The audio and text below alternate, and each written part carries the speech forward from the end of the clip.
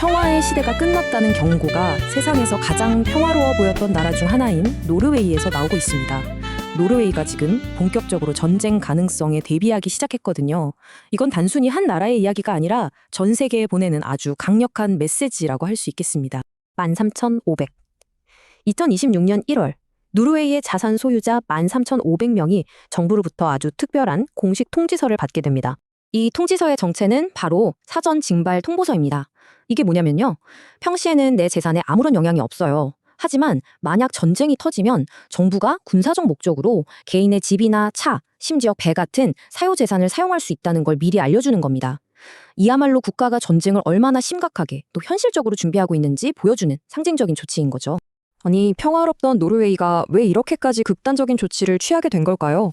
그 배경에는 전문가들이 제2차 세계대전 이후 최악이라고 부르는 아주 심각한 안보 위기가 자리하고 있습니다. 지금 상황이 얼마나 심각한지는 노르웨이군 물류조직 책임자인 안데르스 예른베리의 말에서 그대로 드러납니다. 그는 우리는 2차 세계대전 이후 가장 심각한 안보정책 상황에 직면해 있다고 말했는데요. 이건 결코 과장이 아닙니다. 그 이유는 노르웨이의 지리적 위치를 보면 명확해집니다. 노르웨이는 러시아와 198km의 국경을 맞대고 있는데요. 하필이면 바로 그 인접 지역이 세계 최대 규모의 핵무기가 비축된 러시아의 콜라반도입니다. 그야말로 지정학적 위협이 피부로 와닿는 그런 거리인 셈이죠. 그런데 위협이 단순히 지리적인 것에만 그치지 않습니다.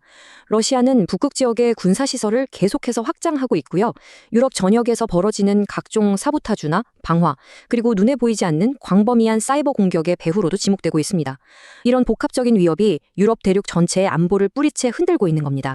자, 그렇다면 노르웨이는 이 총체적인 위협에 어떻게 맞서고 있을까요? 이들이 꺼내든 카드는 바로 총력 방위라는 개념입니다. 사회 전체가 힘을 합쳐서 국가를 지키는 전략이죠. 노르웨이 총리는 수십 년간의 평화가 끝나고 새로운 시대가 시작되었다고 선언하면서 우크라이나 사태가 우리 모두에게 경종이 되어야 한다고 강조했습니다. 이제 국가 안보에 대한 생각을 근본적으로 뜯어고쳐야 한다는 강력한 촉구입니다. 총력방위라는 건 군사적 위협뿐만 아니라 비군사적 위협까지 모두 대비하기 위해서 사회의 모든 부문이 참여하는 국가 전략을 말합니다.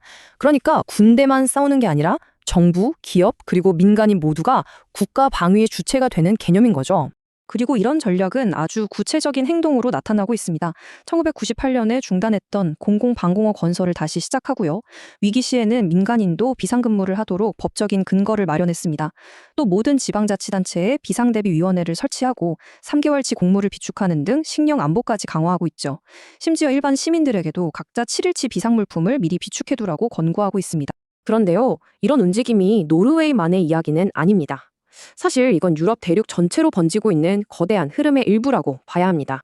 특히 북유럽 국가들을 중심으로 러시아의 위협에 맞서기 위해 냉전 시대에 사용했던 바로 그 총력 방위 개념을 다시 꺼내들고 있습니다.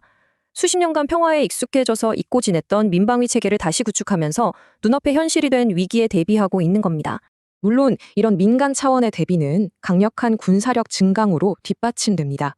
나토 창설 회원국인 노르웨이는 2026년까지 국방비를 GDP의 2% 수준까지 끌어올리기로 약속하면서 실질적인 방위 역량 강화에도 속도를 내고 있습니다. 평화롭기만 하던 북유럽 국가 노르웨이의 이런 전면적인 전쟁 대비는 오늘날 우리 한국의 현실을 다시 한번 돌아보게 만듭니다. 노르웨이와 한국의 안보 현실, 이게 여러 면에서 겹쳐 보입니다. 노르웨이 앞에 198km 국경 너머에 러시아가 있다면 우리에겐 휴전선 너머 중무장한 북한이 있죠.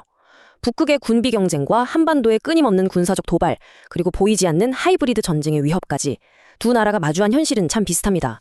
단 하나의 큰 차이점이 있다면요. 노르웨이는 이제야 총력 방위 태세를 다시 만들고 있지만 우리는 아주 오랫동안 이런 방위 태세를 유지해왔다는 사실입니다. 결국 이 모든 상황은 하나의 근본적인 질문으로 이어집니다. 강력하고 예측 불가능한 이웃을 곁에 둔 국가에게 과연 평화란 무엇을 의미하는가? 노르웨이의 경고는 바로 이 질문에 대한 답을 이제 우리 스스로 찾아야 할 때라고 말해주고 있습니다.